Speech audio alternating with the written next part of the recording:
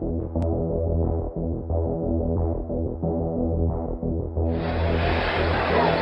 the Bucs hope that this will be their first victory ever. We have a great area, a growing area, in Tampa, St. Petersburg, Clearwater, Sarasota, Bradenton, Lakeland, and Winter and even Wauchula. Over 2 million fans, and it's the fastest growing area in the United States. Good afternoon, ladies and gentlemen, live from Tampa Stadium. For the first time ever in a regular season, the Tampa Bay Buccaneers enter the stadium with numbers in both the win and loss columns.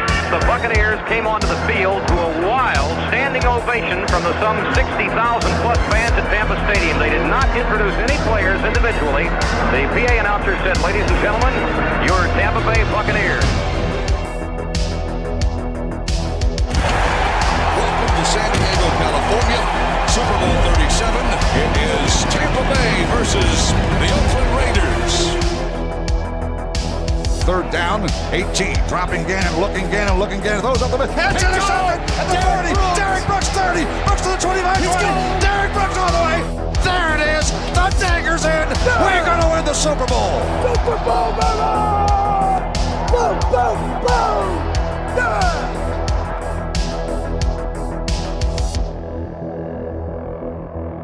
Tom Brady signing with the Tampa Bay Bucs tomorrow.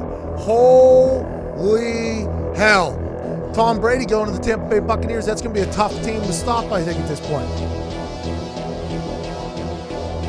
He said, "You know what ring is my favorite one? My favorite ring is the next one." Everyone always says, "Why the Bucs, man? Why did you choose the Bucs?" And it was a no-brainer. Brady has all kinds of time. Throws toward the end zone. It is a caught ball. Touchdown, Tampa Bay. Mike Evans. 8 seconds, 7 seconds. Brady to throw. Throws a deep pass downfield. Got Scotty Miller in the open. Makes the catch. Touchdown, Tampa Bay. Here's the snap out of the gun. Play action fake pass to Gronkowski. He's going to score a touchdown. Touchdown, Tampa Bay. Holy guacamole. And the Buccaneer Nation will celebrate. And I want to hear cannons. We do. I want to hear cannons. For sure. And I think we are going to hear cannons. If I got to do the boom, boom, boom myself. Bucs win. Bucs win. Bucs win the Super Bowl 55. Tom Brady engineers the offense. The Buccaneers score late in the first half, early in the second half. And there the cannons come. Fire them. Keep on firing them. Keep on firing them. How about the Buccaneers, huh?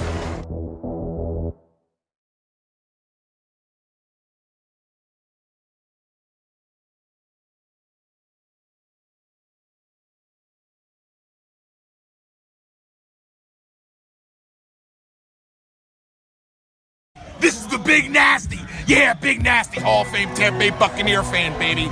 This is Mike Allstott, Tampa Bay Buccaneers, and you're listening to the Cannon Fire Podcast. Cannon Fire Podcast, brother. You ain't listening, and you're missing out. Woo!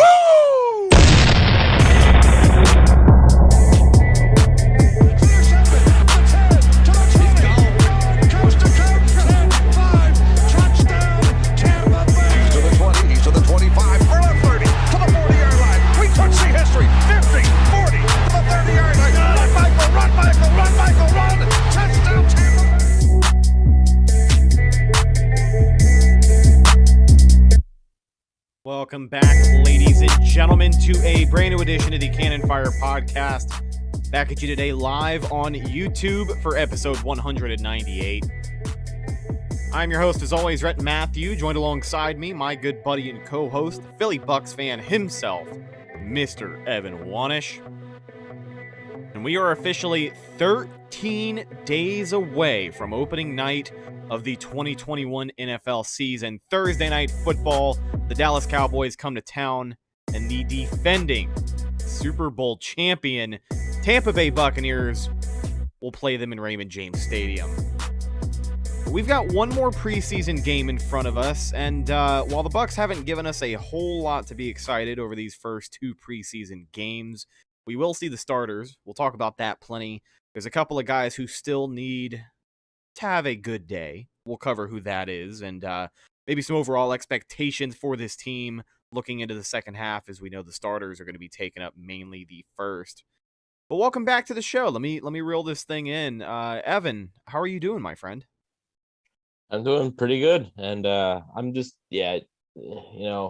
wasn't really that excited for the Saturday preseason game versus the Titans, but like this one, like you can kind of get a little bit more excited just because the starters, like you're actually going to see the starters and be able to tell like the not saying that the people that played in the Titans game don't matter, but like if the Bucs come out and struggle in this game, it'll be much more concerning. Right. Like I did not care about that Titans game. I didn't care.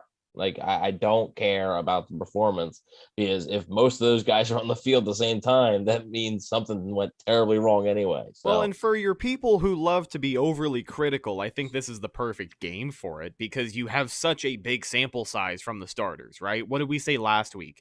This is the closest you're going to get to this 2021 team in the regular season. So we're kind of pumped up to see where they're at, right? Expectations are at a certain level for these guys, especially now because, the entire 6 snaps that the offense took in the first game, if you try to look back and take anything away from that, it's almost like you're reaching, right? Like it just seems like it's not really worth talking about at this point. But this game, there's not enough there right now. Right, there's not enough right. there to make any conclusions on anything. There. Right. But this game is going to show you where these guys are, especially your starters. Those 6 snaps in the first game was an opportunity to shake off the rust. Now they have had joint practice since then and heavy days at camp, but this is where it gets real for a lot of the starters. And let's talk about the expectation here. Bruce Arians has said that these guys are going to play the first half, maybe a little bit of the second half, which, to be honest, if this half goes the way that we hope it does, hopefully we do not have to see them on the field in the second, because the biggest thing coming into this preseason was staying healthy. Now, aside from staying healthy, what are the expectations for the starters in this game? It feels like, based off of the first 2 games, we know it wasn't the starters, but based off of these first 2 games, you still kind of have to show the fans something here. I think you do, and I think you kind of have to show something because you're not going up against the Tennessee Titans, who are arguably a playoff team. You're going up against the Houston Texans, who are terrible. They could potentially be one of, if not the worst team in the NFL. So it's not like you're going up against some team that is a juggernaut. It's not like you're playing the Green Bay Packers in the preseason. All their starters are playing. It's different. And right? It's not even like the Texans are in a category where like they're not even a fringe playoff team. Like it seems like everything has to go right for them this year for them to, end up 9-8. Like 9 wins for this Texans team would probably be a miracle if you ask most of their fan base. So the expectations for Houston are incredibly low, and we know that their defense is awful. So like you really need to show up here, and I think you need people to realize that these guys are more ready than we expect them to be. I think another thing that gets called into question here is Bruce kind of deciding that this is the game where the starters are going to get most of their play. Do you think it's a smart move? Well, if you look around the league, most teams are actually doing this. Most teams did not play their. It's not just the Bucs. Everybody wants to say, "Oh, this might not be a smart move on Bruce Arians' part." 90% of the league is doing this. Obviously, not exactly 90, because there's some teams that won't play their starters a single snap in the preseason. Yeah, but, there are some guys who have made clear they're not playing at all. I mean, most of those week 2 games, you didn't see a ton of starters, and now you're gonna see. I seriously think you are gonna see starters in most games. I think there were no games on last night. We're recording this on Friday. There were no games on last night, which is Thursday, and there's a few games on tonight. I think you're gonna see like the Chiefs play tonight. I think you'll see Patrick Mahomes and the Kansas City offense for quite a bit. So it's not just the Bucs that are doing this. Is it smart? I'm not sure, because you don't have that 4th preseason game. So obviously like it's a new cycle for everybody, but you've also got a week and a half until your opener. It's not like it's the very next week. Sure, but this is normally when the 4th preseason game is anyway. Right. It's not like this is when the third preseason game normally is. Like if you look at past preseasons, like date wise, this is when the fourth preseason game would normally be. So your starters wouldn't play a single down in the fourth preseason game. So they would play in the third preseason game, which is like August 20th or so. And then they would have almost a month off. And that was normal. That's how every team did it. Yeah. So what's the difference with this year? Is it because you didn't have a preseason last year? Is it because you didn't really have a training camp last year? Is it because there seriously is one less game? Is it because there's one more game in the regular season? I'm not really sure. Bucks Time 12 in the chat says we need to see some run game. I was going to talk about this. I'm not going to expect the Bucks to run the ball very well until they actually do. I just don't. Their run scheme is terrible. They're not built to run the ball. I wouldn't expect them to become this team. Like that's not how they're built. That's as simple as that. I think a lot of people just want to see where the running backs are at because throughout camp, It's hard to get a lot of status updates on your running backs unless you're in full pads, right? And, which is not every day. So. Right. And even when you're in full pads and you're going live, if it's 11 on 11, you're not tackling your teammates. Joint practices are a little different, but even then it's not full speed game action. But here is another question. Well, one real quick on the running back. Ronald Jones has played 2 snaps. Yeah. This preseason. So the starters played 6, but Ronald Jones only played 2 of those snaps. So you really haven't seen him. So yeah, like you said, it will be interesting to see those guys. Now, but I wouldn't expect much from the run game. I just don't. I wouldn't expect a lot from your starters, but I did see a headline. I'll admit that I did not read the article. But I saw a headline, and the impression is that whoever shows up more in this game could determine your week 1 starter between Leonard Fournette and Ronald Jones. Now, personally, kind of like the Alex Kappa, Aaron Stinney situation, I think it is still Ronald Jones' job to lose. But do you think this last preseason game has any implications on the starter at running back for Thursday night against Dallas?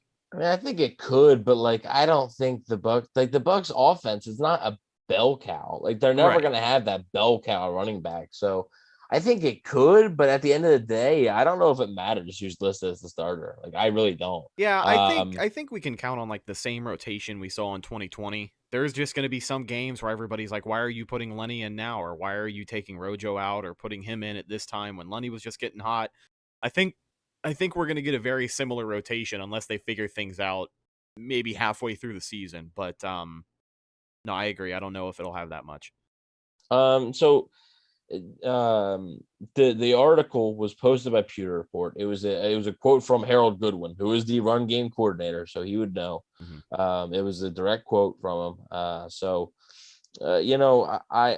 Ronald Jones is the best running back on this roster. I said it when they signed Leonard Fournette, and everybody was like, "Oh, I guess with last year, not re-signed when they first signed him last year." And everybody was like, "Oh, well, Leonard Fournette's a starter." I was like, "Well, he's not even the best running back on the team." So Ronald Jones is better than him. Ronald Jones has really always been better than Leonard Fournette. So just because Leonard Fournette is on a Jacksonville Jaguars team with nobody else, that's how you pick up your yards and all your numbers. Not saying Leonard Fournette is bad. I'm just saying Ronald Jones is better. So we'll see how they mix it up. I don't know. I do think you're going to see something similar to what you saw last year. I don't think they're going to have a true number one. But also, I think a lot of it will determine who's able to catch the ball better. But that won't be as big of a factor this year because they have Gio Bernard. So I don't know how much you're going to see those guys on third down, but I think that's going to be almost exclusively Gio Bernard. I'm excited to see like a third and short, you get Leonard Fournette in there. Yeah. But I think on third downs, you would just see Gio in there. And I'm excited to see Gio show up with the ones in this first half on Saturday. I want to see how he's used in this offense. I mean, even if he is just a, dump off out of the backfield kind of back, I want to see what he can do because he looked pretty good at camp. He looks quick. And, everybody's been saying it since they signed him. He adds another element to this offense. The Bucs did not have a steady pass catching back last year. We talked more about the drops that were had than the plays that were made when these running backs were getting passes out of the backfield.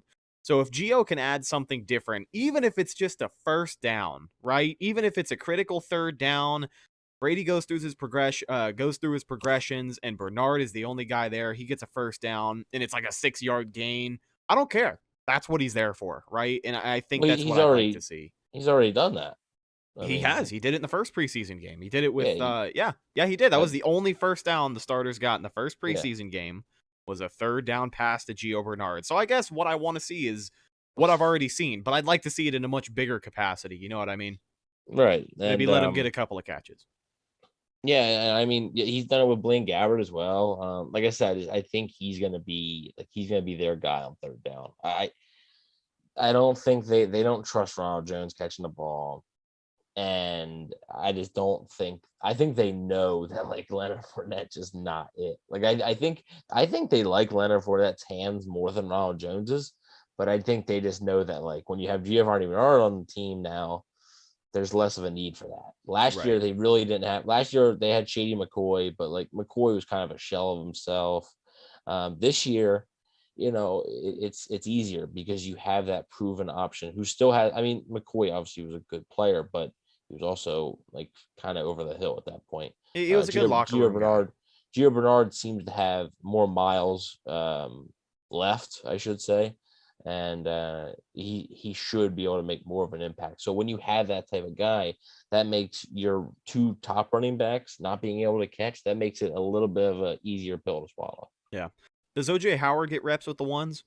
Yeah, I think he does. I don't know how much you're going to see Cameron Brate. I honestly don't. I don't know if you'll see Brady at all, honestly. Yeah, I don't know what his deal is, man. They might take it cautious, and we'll see what happens. But I think you'll see Howard. I think you'll see Howard and Gronk. I don't think you'll see Brady. So that'll be important for him. We talked about his struggles on the show last week. After the Titans game, he had a few drops. Even though some of the passes, it wasn't all 150% his fault, but you still, when you're a first round pick, it's the type of plays you got to come up with. If you're a 6th round pick or like a 4th round pick, whatever, like fine. But when you're a top 20 pick and you're labeled as one of the most exciting college tight ends to come out, and you have all these expectations, you have to make those types of plays. Excuse me. So I think you'll see Howard. I'm not saying exclusively with the ones. I think you're going to see Howard for most of this game, honestly. Like I think they just want to see something. Yeah. I think he is lacking confidence. It's a major injury he's coming off of. I think he's playing. I hate to use this word, but I can't really find another word. He's playing. He's playing cautious right now. It definitely seems like it. I mean, even at practice, after some reps, you'll see him kind of labored walking himself back over to the pile or, whatever. Like I can get that impression as well. I know what you're talking about. It's in his head. And he's not lazy. I've seen that thrown around. Oh, he doesn't care. Oh, he's this, he's that. No, that's couldn't be further from the truth. He's working his butt off. Sometimes, man, just he can't get over the mental part. Yeah. Sometimes that happens. And I hope he does. I really hope he does. Because if he does, that's a huge weapon for the Bucs. So I see a lot of people are talking about defense in the chat. I want to stick on the offensive side of the ball really quick before we go over to the defense and talk about Jalen Darden. Because Bruce Arians kind of had, I think, some interesting comments that said, like basically, I don't have the exact quote, but pretty much like Darden's like, the kick return job isn't locked up and like he needs to show something to be able to earn that job. And I 100% agree.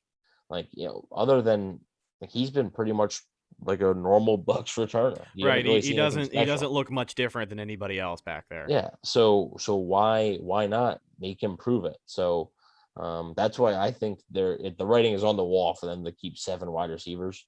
With Jadon Mickens being that 7th guy, and he'll be the kick/punt returner to start the season until Darden shows you something. But if Darden shows you something against the Texans, who knows? I think he'll be playing a ton in the second half, but I think he'll still be your primary kick returner and punt returner, even when the starters are out there in the first half. So just show me something, man. Yeah. Just, it doesn't have to be a kick return for a touchdown. Just get a 35-yard punt return, take a kick and go 40 yards with it, get it to midfield, do something to make a difference. And right now he just seems like kind of a guy He just seems like just a guy. Doesn't really seem like a difference maker on special teams, which is not what they drafted him for. They drafted him to be that guy on special teams that they've been lacking. So it'll be interesting to see if he's able to get to that point, and what better way to do it than tomorrow with a nice return. Right. And it's in a situation where like he's not going to make the team, but at the same time with this last preseason game, with the last exposure that you're going to get like this for a while, because he's not going to be nearly as featured outside of the preseason,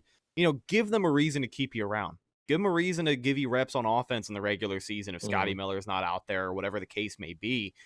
Give them a reason to keep you around and give these fans something that they've been looking for. A lot of people are hyped up about this pick, and I'm rooting for him as well. I'd like to see him, cement his place as the kick returner for this team come week 1. I think it's a really good role for him, and we'll see what happens. Really quickly, before we talk about the defense, our buddy Pete from UK in the chat says, who do we see multiple players getting a shot at return? I think he means like what players do we see?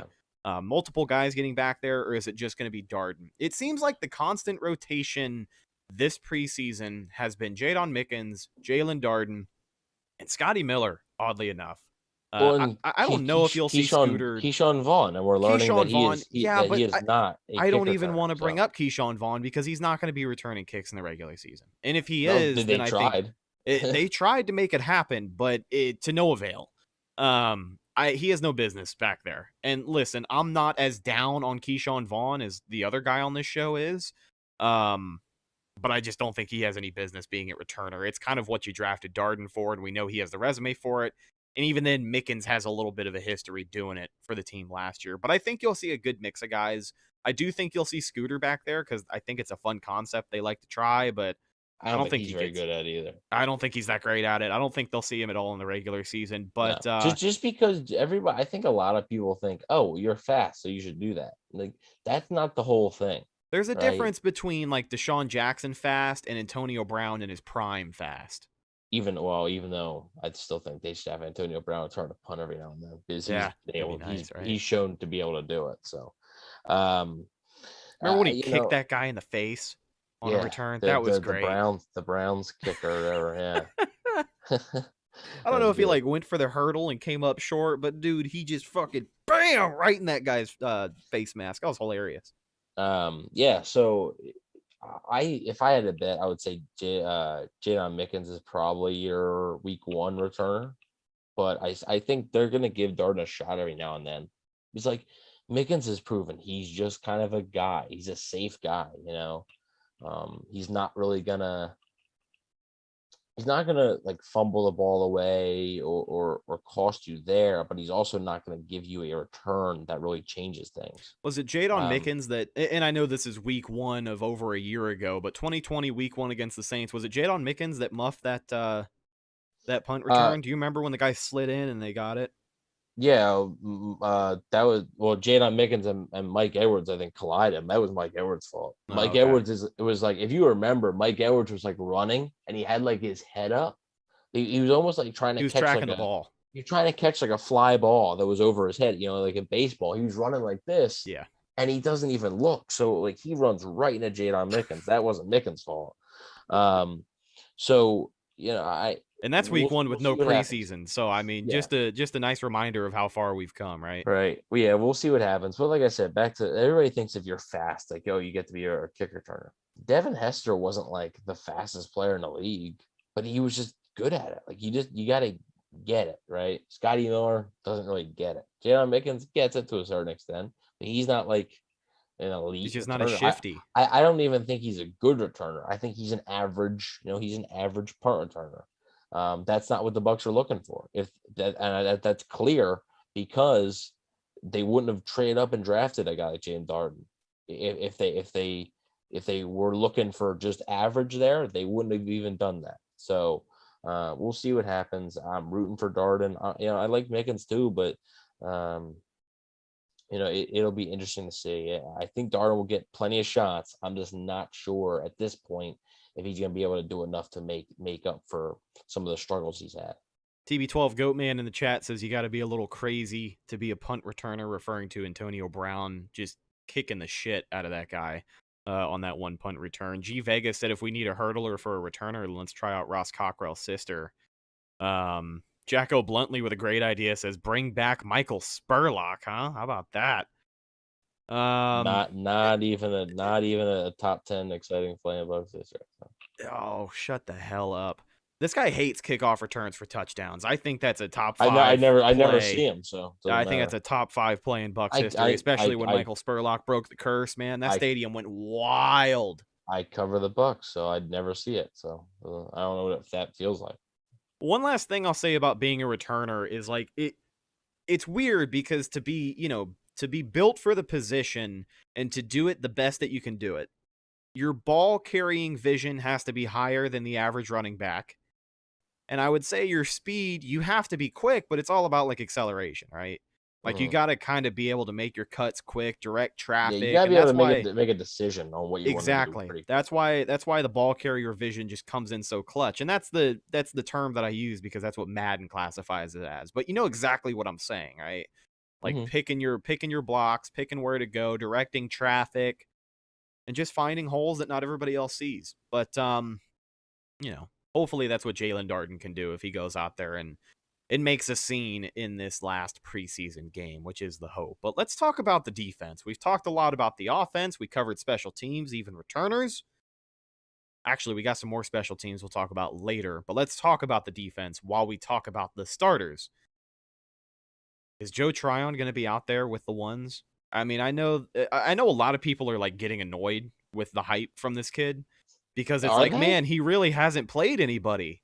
But who are these people? I have not seen this. Even throughout camp. Oh, dude, I've seen it. There's some people who are like, you guys are overreacting. It's preseason. He hasn't played anybody yet.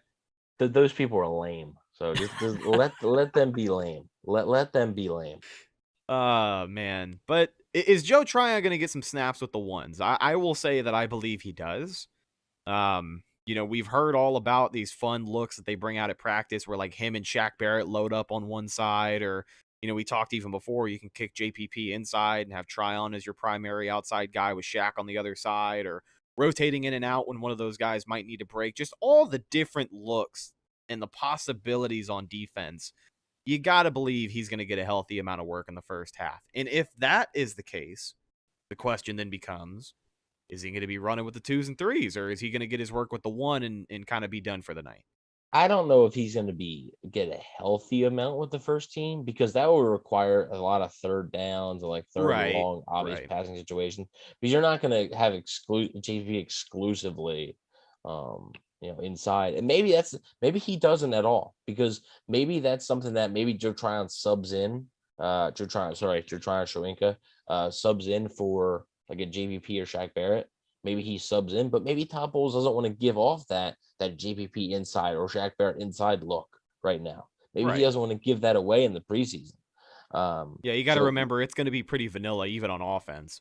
Yeah, so that's something that I think you have to think about, that maybe instead of them doing that with Tryon Shoinka on the outside and JPP inside, maybe it's just as simple as he's subbing in for JPP.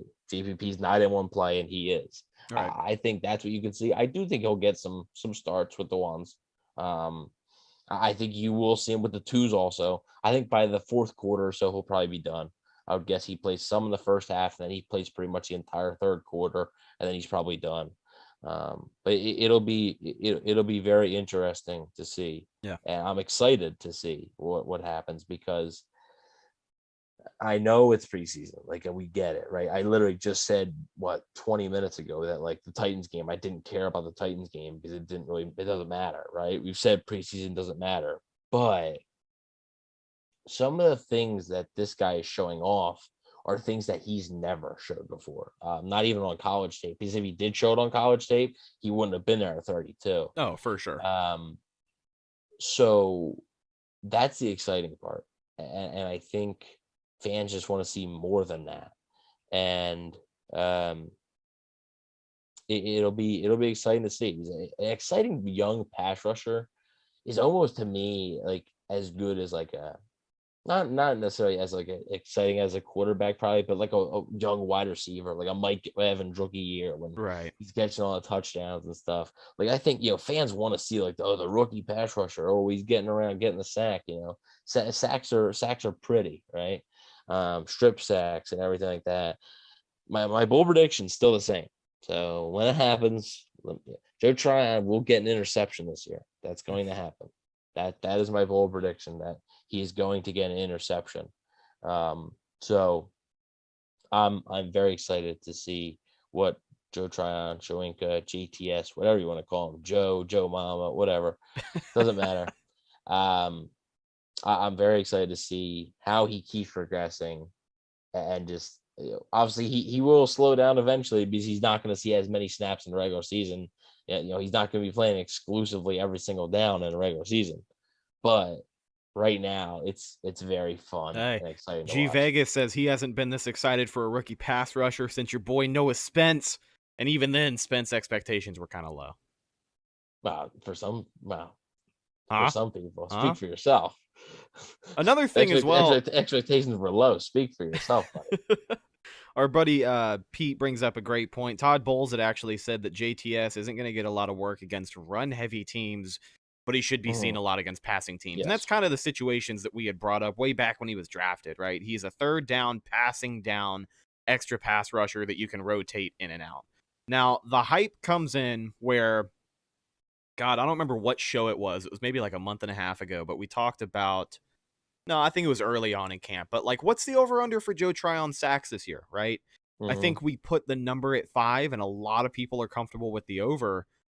Over time, that particular take, even the hype behind that has grown. I've seen the number become, he might go up. He might get more than 6. He might get more than 7. A lot of people think he's going to get over 10, which I think is pretty generous. Yeah. But that just kind of explains, I think, the hype behind this guy. And for the people who say that they have not seen, the naysayers, you're just not spending enough time on Twitter. And I guess maybe that means I'm spending too much time on Twitter. But they're lame. They are lame. Let them be miserable in a dark dungeon somewhere else. So yeah, it's gotta go up. If it was at 5, oh, you probably said at what, 6.5? I would say. Yeah, 6.5. I am comfortable. I think the high end is like 8. What are the over under, or what he's actually going to get? Well, just what he's actually going to get. I think his ceiling this year will probably be like 8 or 9. I don't think he breaks 10. Yeah, I think 8's probably enough. I don't think he's not going to get double digits because he's not going to play enough. Exactly. I think JPP probably gets double digits. He'll get 11 or 12. And then hopefully Shaq gets a little bit more, since he is a $17 million contract man now. I think you're going to see Jason Pierre-Paul around 8 or 9, and then I think you'll see it with Shaq Barrett around 13, 14. So yeah, but I don't think Tryon's going to play enough to get double digits, but I think I'm going to say 7. I'm going to say he probably gets 7. I'm going to say he probably gets 7 sacks. I think maybe a strip sack in there. And then, like I said, my bold prediction is an interception. So now, if I had to set the over-under, I would say it's 6.5. I think that's fair. I think that makes people think, because if you're going over, that means that it's got to be 7 or higher. And I mean, for a rookie that's not going to be an exclusive starter, that's pretty darn good. So yeah, I think so. We talk about the fact that he's going to be used in moderation, and even then, a rookie pass rusher putting up, I mean, dude, if he's a full-time featured starter and he's a rookie pass rusher, outside linebacker, and he puts up 8 or 9 sacks, it probably won't be, as high as expectations were. But for a rookie year, I'll take it, right? Mm-hmm. Like, if he's a full-time starter out there, 8, 9 sacks, I'll take it. That's fine. He's a rookie. He's only going to get better. But with the limited amount of time that he has, the fact that his ceiling just seems to be raising the more you talk to people, regular season's going to be pretty telling, but I'd love to see what happens out there when he's getting reps with the ones this weekend. And, obviously the season hasn't even started yet, so we have plenty of time to talk about this. But Jason Pierre-Paul's a free agent next year, or after this season. So it could be, depending on what Jason Pierre-Paul wants to do. Whether does he want to return to Tampa? Because if he wants to return to Tampa, it probably won't be at his cap hit now, which is 11, I think, or something. 11 or 13. Yeah, it's something like that. It won't be at that number if he's coming back. It can't be. Not if they want to keep guys like Carlton Davis, like the really important guys on this team, and then eventually, keep guys like Vita Vea and Devin White when their contracts come up. So I don't think Jason Pierre-Paul is not going to get the same number. His cap hit is 12.8. So yeah, that won't be. There will not be that.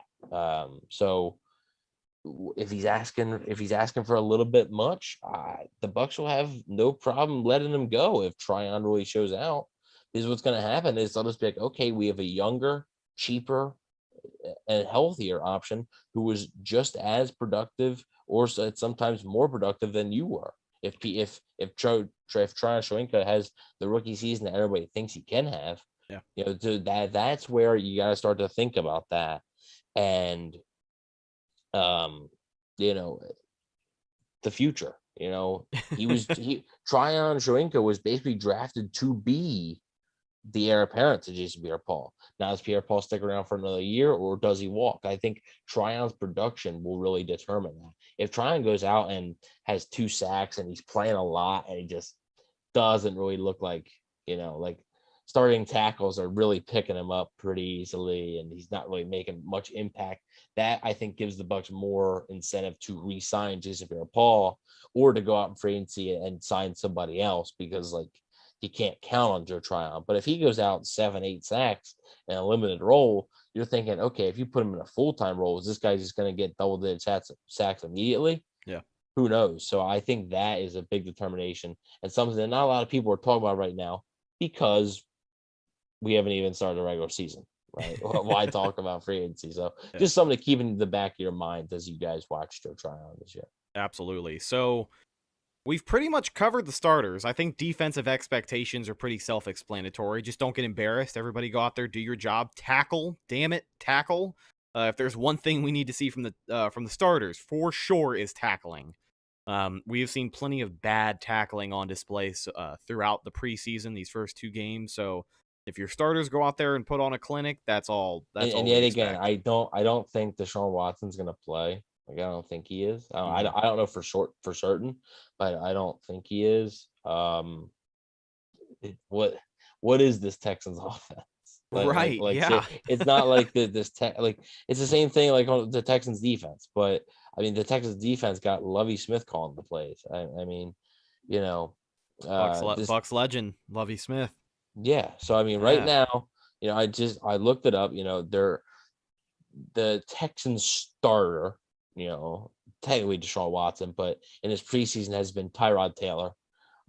So I mean, Taylor's a guy I obviously I like, but you should be able to have success against Tyrod Taylor. So especially when the Texans offensive line is still not great and their weapons aren't anything to write home about. It's just not good, right? So defensively, you should I'm not saying it has to be domination, but you shouldn't have much trouble. One guy in particular that I want to ask you about, our buddy G Vegas brings it up. Jamel Dean needs to show some progress. I know we talked a little bit about him last week, but what are your expectations for him? How much work is he going to get with the starters? Are we going to see him in the second half, or is he going to kind of get most of his work in the first? And what kind of expectations do you have for him? Because we know that this just hasn't been the best start. Yeah, I don't know if he has to show progress. I just think it was telling. I think it was telling that he was out there with the third stringers or whatever. Yeah, that was telling. We don't know if Bruce Arians is telling the truth or they were playing some heavy tight end sets. But I mean, yeah, he hasn't had the best camp out of Bucs corners. Carlton Davis and Sean Murphy Bunting have both been better, but I still think he's my breakout player, so I got to sort of defend him here. Our breakout players are not off to great starts this year, huh? OJ Howard and Jamel Dean. Both guys that might be benched by week 8. Here we are 2 weeks later. So yeah, that just shows. Yeah. Oh man. Well, I like I said, I picked Noah Spence probably like 3 years running, so that never worked out. I think you picked OJ Howard like the last 3 or 4 years. OJ Howard's been my breakout player. I think 4 out of the 5 years that we've done it. So I want to see I want to see Dean. The tough thing is I don't know how much you're going to play him in nickel. So we'll see what happens there because he's mostly going to be outside. And this Bucs defense is probably going to be a nickel most of the time during the regular season. I mean, especially, and I mean, I'm talking about particularly in this game. I mean, right. The Texans, even their running game isn't nothing spectacular. So we'll see what happens. Don't they still have your number 1 overall fantasy pick from a few years ago? David Johnson? Yeah, isn't he still in a Texans uniform? I think he is. And Laramie Tunsil's still on that offensive line. Somebody else brought that up. Yeah, I mean, other than that, like, there ain't nothing there. Like that's one guy. That doesn't matter. I'll never forget that year that you drafted David Johnson. Who didn't? I know you won't either. Are you sure? But who didn't? I mean, okay, that's a nice beard you grew back. Well, why'd you have to shave it in the first place? Oh, let's not do this. Okay, By the way, shout out to everybody who registered for the Fantasy Football League this year. We opened up registration for the CFP League, and we were able to get it filled up. If you are in the chat right now and you're in the Fantasy League, let us know, man. We're going to have some info on the draft soon, and maybe we'll do a little live stream of it as well. But, yeah, shout out and good luck to everybody who signed up this year. Excited to get that going. Yeah, and Tony Saylor says, big ups to anyone who has watched all 4 quarters of each preseason game.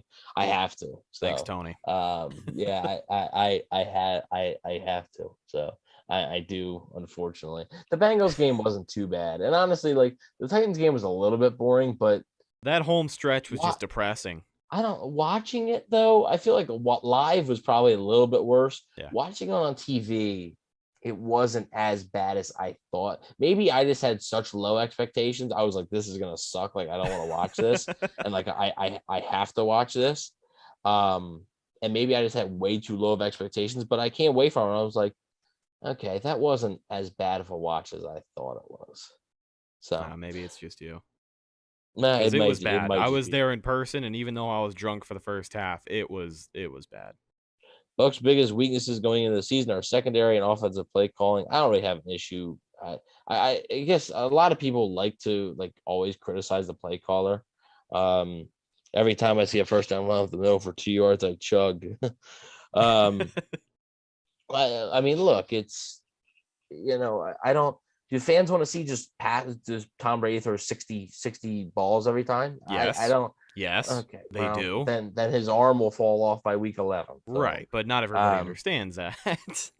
I mean, Tony, I'm sure Tony does. Yeah, but, Tony's a smart guy.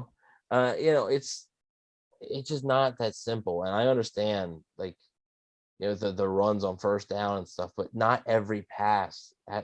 Not every first down can be a pass. It can't be. So you got to break it up somehow. It's just the run scheme is just not good enough. That's really what it is.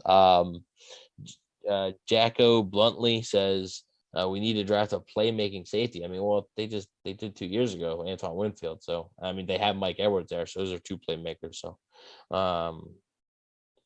So yeah, he is not a creative play caller at all. I don't get the left foot hate, man. I really don't. Well, I think for a lot of people, a comment like, I don't know where you guys are getting all this nonsense that we're going to use motion this year.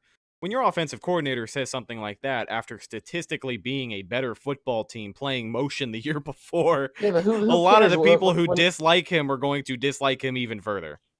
Sure, but what you say is different than what you actually do. Yeah, and that's very true.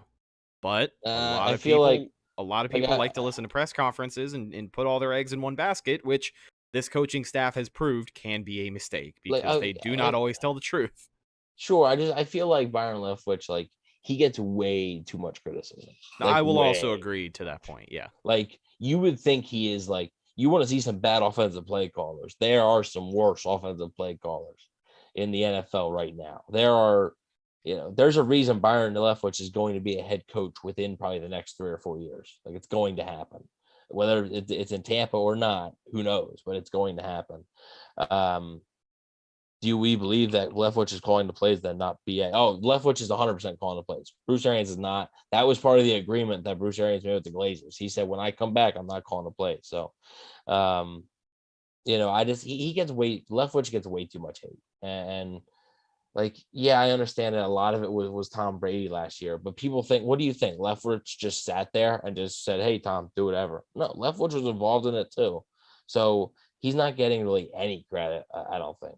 I think all the credit's really going to Brady and Arians, which rightfully so, it should be to a certain extent, but I think Leftwich is being really left out because he's kind of like the pinata.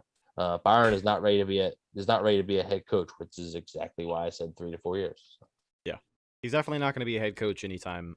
Well, maybe next year. I mean, if they win the Super Bowl again, I think Todd Bowles and Byron Leftwich might be gone. So, we'll see what happens. It'll be interesting to see. I will agree. I do think that Byron is an easy target. Like you said, you compared him to like the pinata, right? I will agree. As far as this coaching staff goes, we haven't seen as much uneasiness out of Todd Bowles. People don't really critique him nearly as much. Todd Bowles can do no wrong. Right. Yeah, but he's also had mistakes. Look at that first Kansas City game, right? Yeah. Look at the New Orleans game in Tampa. Those were defensive malpractices. Okay. They literally were, but nobody talks about it because Todd Bowles is a fantastic defensive coordinator, but nobody talks about it because he's like the golden boy, and Byron Leftwich is the whipping boy essentially. I want to get your thoughts on another rookie, number 2, Kyle Trask, University of Florida Buccaneers 2nd round pick. How much playing time? Boys. Huh? Speaking of whipping boys, how much playing time is Kyle Trask going to get? Because I can tell you one thing, in the second half, he deserves probably most of it. As far as Blaine Gabbert goes, I think we know what to expect with Blaine. He had a really good game last week, except for the drops. Kyle Trask put up another stat line where the box score can be a little deceptive, but we still have a lot we need to see from him. And Ryan Griffin, we've been saying it for weeks. This might be his final game in a Buccaneers uniform. So, possibly. Yeah. It's one of those things. How do you think this quarterback rotation in the second half is going to shake out? Do we see Blaine Gabbert at all? Or do we see, in my opinion, I think it's Blaine Gabbert gets a series, Kyle Trask gets the majority, and I think Ryan Griffin is your closer with, 5 or 4 minutes left. I don't think Ryan Griffin really is going to get that much work in this game. If it was my way, I wouldn't play Griffin at all, to be honest. I've seen what you need to see. He's a veteran. You know what you have with him. You know what you're going to do with him by this point, too. It's tough. It all depends on how much you want to play Gabbert. It really does. Right. It all depends on how much you want to play Blaine Gabbert. Because if you're not worried about Blaine Gabbert, then Kyle Trask can play the whole second half. That's fine. But if you want Blaine Gabbert, I would agree. I think Gabbert's definitely going to show up. Get a series or 2, depending on how that first series goes. A lot of it, people don't realize a lot of it's performance based. If the first series is a 3 and out, you're more likely to get a second series, which is why Bruce Arians basically said, the starters are playing in the first half. If they do what they need to do, they won't have to show up in the second half. But if I don't like what I see, they're playing the opening drive of the second half. The starters are out there, to try and prove to them this, you got to play better. So it all depends on how much they want to play Gabbert. I personally would probably play him for about a series, and then just let Trask run with it the rest of the game. I wouldn't play Griffin at all. But out of respect for Griffin, they might let him sort of close it out. Yeah. It's a sad day. He is the longest tenured Bucs quarterback in franchise history. So he is. We've made that a point. I got to tell you, a guy that we have mentioned on the show before, and somebody that I always think about when we talk about Ryan Griffin, is the Instagram fan page Griffin Greatness. I have no idea what he's going to do, because he is a Bucs fan, but he is a Ryan Griffin fan. So I'm curious to see what that transition looks like. Well, I mean, let's just preface this. I don't believe Ryan Griffin is going anywhere. You think he ends up on the practice squad, and that's He's going to be on the practice squad. So he's just going to be cut, and I don't know if he'll get picked up, but yeah, he's going to be on the practice squad, I believe. Yeah. Okay. So, since we talked to you guys the last time, we were, I think, a couple of days removed from the news about Tennessee head coach Mike Vrabel. Yep. And, yeah, we have not talked about this yet. We really have not. It's important to note that the Tennessee Titans, I believe, have like 10 total players and staff members on the COVID reserve list. The only absence the Bucs have had was Ryan Suckup, who tested positive and will miss this week's game. Bruce Arians confirmed that he went to dinner with some Titans players, I believe either after the game or the day after or something. But he was the only positive test the Bucs had this week. So firstly, right? We see how we see how quickly Tennessee is falling apart, and I think the Buccaneers are officially out of the threshold of uncertainty when it comes to. I'm gonna wait for tonight. If there's no news tonight, I'm good. Yeah, but there's no, especially with Tom Brady being close to Mike Vrabel and Bruce Arians being close to Mike Vrabel and Ryan Suckup being at dinner with the Titans players and Ryan Suckup being around the Bucs. It's very. He was at practice, I believe. Yeah. And apparently the Titans players though that were with Ryan Suckup have not tested positive. Yeah, that's also what I've heard. Which is interesting. So, I real quick, what are the Titans doing? Like, what are they? No, seriously, they were the team that had to get everything rescheduled last year. They were that team last year, and they're now before the season start. Before the season even starts, they have 10. Like, what is going on? What are you doing? Maybe it's that mountain air, man. It just spreads differently. I don't know. There.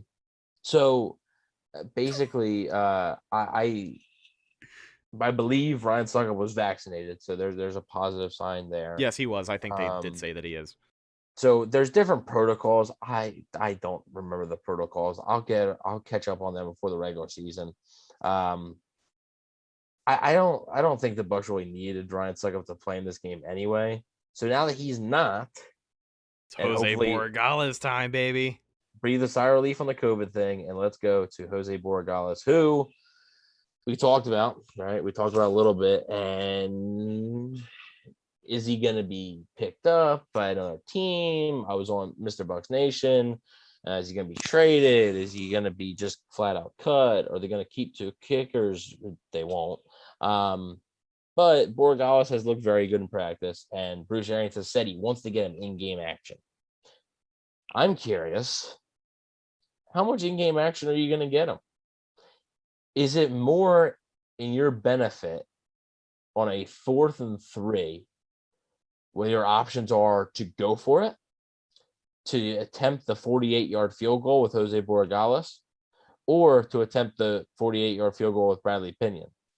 What's more what is more beneficial to you? Yeah, I mean, we did see Bradley Pinion come in, and I'm sure that that's literally an emergency-only basis, because we actually saw this specialist group almost get torn apart last year due to COVID. But hopefully they don't find themselves in that situation again this year. But that's a funny thought. But I gotta believe that if you're Jose Borregales, like he's gonna get more work than Bradley Pinion. No, the 61-yarder that you put Bradley on did not go good. It probably wouldn't have been good from 35 yards. So like it's Borregales time, baby. Let him rip. No, you can't. It's a Florida kicker. You can't. Why? If you do and he nails a 50-yarder, that gives another team more incentive to pick him up. Yeah. If you hide him and don't have him kick a single thing, what is the team going to base it on then? Practice right. kicks? There's nothing to go off of. Just some camp stuff. But if everybody makes kicks in camp. Yeah, but if you see he just kicked a 60-yarder, and the Bucs cut him. Okay, yeah, we're going to pick him up. Get him for peanuts. In an actual game, how much are they going to showcase him? Are you going to show, it might be more beneficial to the Bucs to just either go for it or let Bradley Pinion kick it. It honestly might be. It honestly, I think Borregales will get some kicks if it's like an extra point. Yeah. Or I think he does. I think he's like a really primary guy. Or like a really short field goal. But if he goes out there and nails a 48-yard field goal and then nails a 45-yard field goal, how is that benefiting you? in a game that doesn't count, you're just gonna risk it. You're gonna have a higher risk of losing a guy that you might want to keep. So I'm not really sure. So let's see, hide Jose and let Brad kick Jose to IR. You can't do that. He is not injured, so you will get fined. You will get, that is very frowned upon. That's illegal. That'll be a potential losses of draft picks maybe. He won't.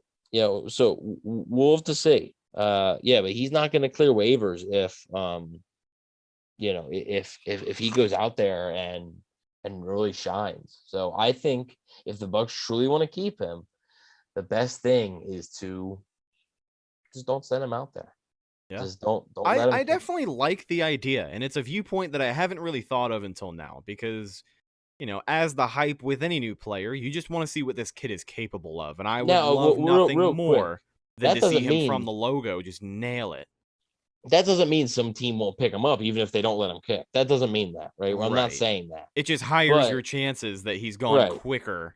Because a team that is looking at in-game action will be more likely to be like, okay, let's take a chance on him. Right. Rather than if they're like, oh, he's only kicked in practice. Like, we don't know if this guy can actually do it because he hasn't done it yet. So that is where I think it could benefit the Bucs. As we start to wrap things up before we get to Evan's take bag, Tony with a great question here in the chat.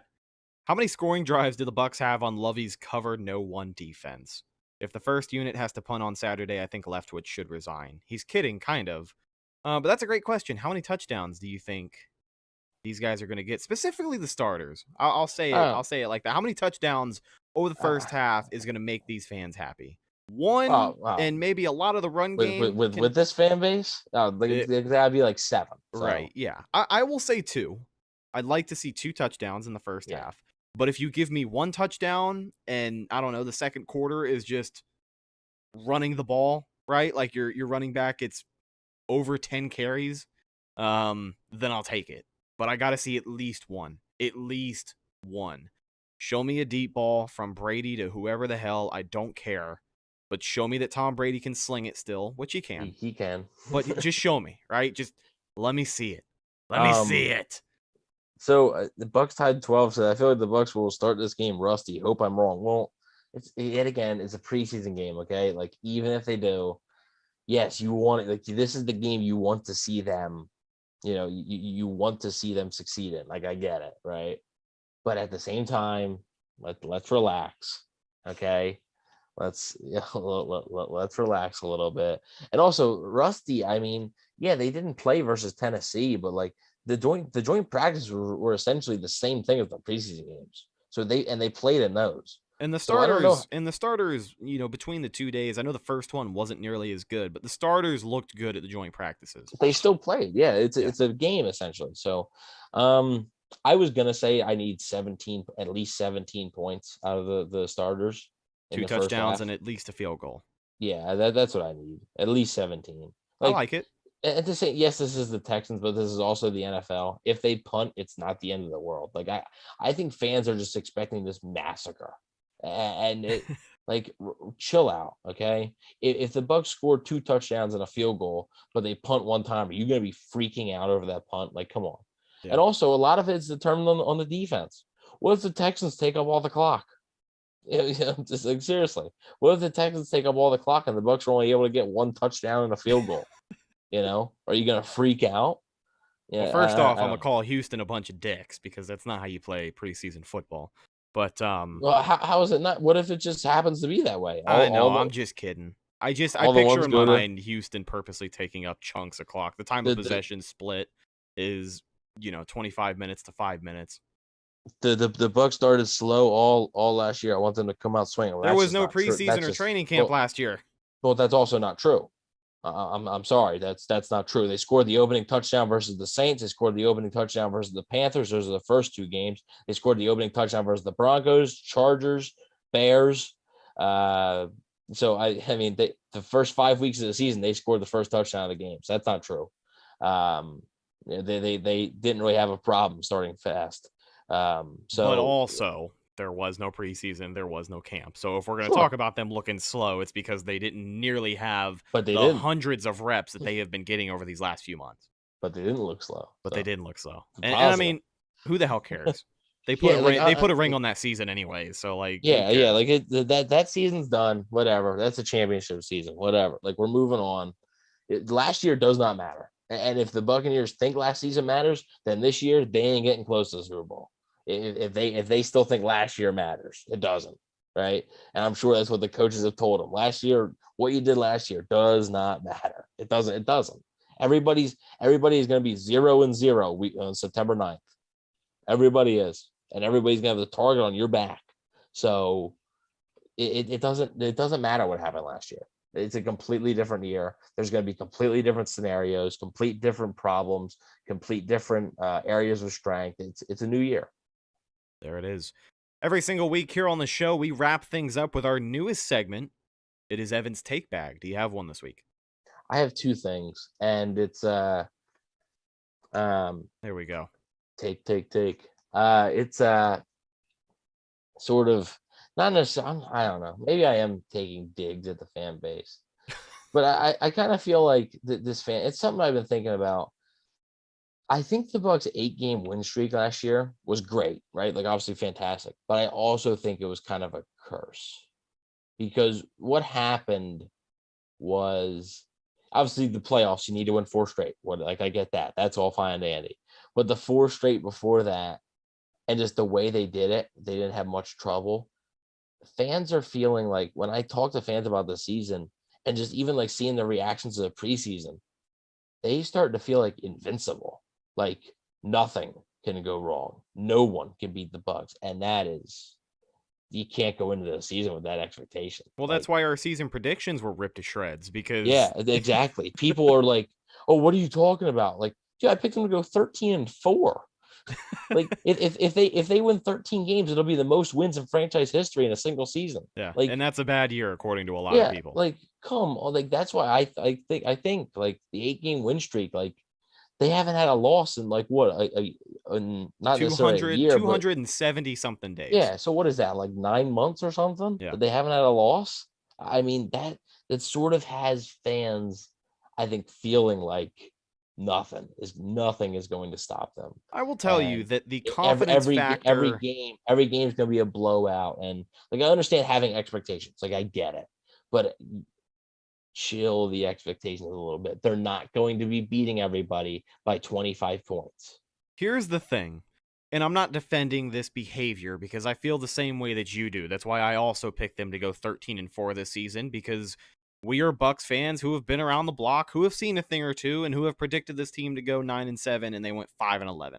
So I got to say that a lot of this comes from the feeling of, one, a goddamn Super Bowl title. Like, any team that wins the Super Bowl is by default the best in the NFL. But look at it this way. Do you remember in 2020 when the Bucs signed Tom Brady and then they got Rob Gronkowski? And that's when everybody was like, man, like the Bucs are the team to beat. Usually in NFL history, before a season starts, when you have a team where everybody says, this is the team to beat, they usually suck or they lose in the playoffs. The Bucs are one of the first ever teams to live up to the hype of all the expectations that were put on them in 2020. And like complete that hype. Like, right. Like we always say, like, oh, building through free agency never works. But they signed their quarterback in free agency. Then they traded for a tight end, and then they won the Super Bowl. Right. So, the expectations were here. And even the people who said they were winning the Super Bowl last year, everybody was like, hey, settle down. It's the first year in this offense. But guess the fuck what? Tampa Bay lived up to the hype. They signed everybody back. They got a couple of new additions. They addressed some weak spots. So far, from what we can tell, they have absolutely nailed their first-round draft pick, which is only going to add another element to one of the best defenses in the NFL. Actually, the best defense in the NFL. I still hold firm on that take. I think they will be the best in the league this season. Number 1 run defense 2 years in a row. But any given Sunday, it's a 17-game season. And it's just football. You can't win every single one. But the fact that this team lived up to the hype and only seemed to get better, I can understand why people think they're going to win by 50 every single week. I get it. It's also the first time in a long time that we've been able to talk shit about our team, and it feels good.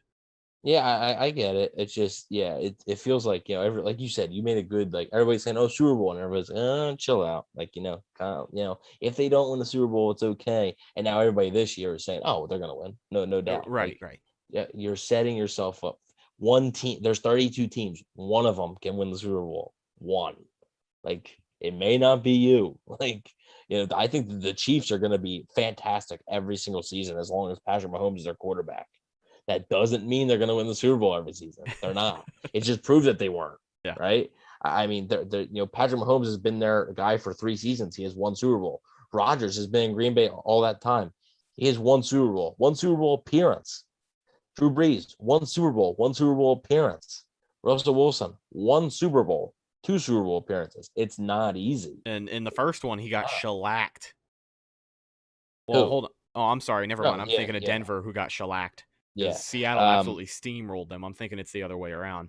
No, it was that Patriots game. His heart got absolutely ripped out at the goal line. That was great. Yeah. Malcolm Butler at the goal line. Yeah. So, anyways, one more thing. Yeah, sure. Tom Brady, 7 rings, 10 appearances. He's played 21 years. So that means he hasn't made the Super Bowl every single season. Like, it's not like, relax. Okay. The other thing, and this is to I don't consider these guys Bucs fans. You know who you are if you're listening to this. Anyone cheering for Jameis Winston is not a Bucs fan, was never a Bucs fan. And I do not care what people say about this take from me. You cannot cheer on Jameis Winston's success, because cheering on Jameis Winston's success is also cheering on the New Orleans Saints' success. It is. It just is. I don't. No, stop. Don't do it. If you want to consider yourself a Bucs fan, fine. But, like, you can't be a Bucs fan and also be rooting for the division rival's quarterback. You can't do it. I don't care if you like them in Florida State. And if you're a Bucs fan, you can't root for this guy right now. If he went in the AFC and went to the Steelers or whatever, fine. God, I wish he He's did. not on the Steelers. He's not on the Steelers. He is on the New Orleans Saints with players that every Bucs fan tries to clown, right? Cameron Jordan, Michael Thomas, Marshawn Lattimore, Sean Payton, they all try to clown him, right? He is going to be trying to win football games for them. He's the face of their franchise now. Why are you going to be cheering him on? No. Like no. Like, I'm sorry. Like, no. Stop. Is my take and where I sit on it. I agree with what you said. If you are a Bucs fan, I don't think you should be cheering for Jameis this year. Bucs Time said it in the chat. Jameis Winston literally went to New Orleans to stick it to the Bucs. He was upset that they didn't want him as their franchise guy. That was part of it, I think. It was also a good situation. I think it was a huge part of it. It was a good situation for him, though. It was a great situation. Behind Drew Brees and Sean Payton, that's. But here's where I stand. You're allowed to be a Jameis Winston fan. You're allowed to be a Bucs fan. But when it comes to Jameis Winston playing for the Saints, it's all about where your priorities lie. Are you a bigger Bucs fan, or are you a bigger Jameis Winston fan than you are the Bucs? That's the way that I look at it. To me, if you're rooting for the Bucs every Sunday, fine. But if you're also rooting for Jameis Winston to beat the Packers or beat the Falcons, or that's rooting for the Saints to win football games. Like, that's what that is. Like, what? Like, I don't understand. It's Stockholm syndrome. It's Stockholm syndrome from a lot of people. I think Bucs Time also said that in that same chat message that I read earlier. But crazy to me. And you can like the person, right? I have been saying I don't know if I've ever seen a young quarterback work as hard as Jameis Winston. I don't know if I've ever seen it, right?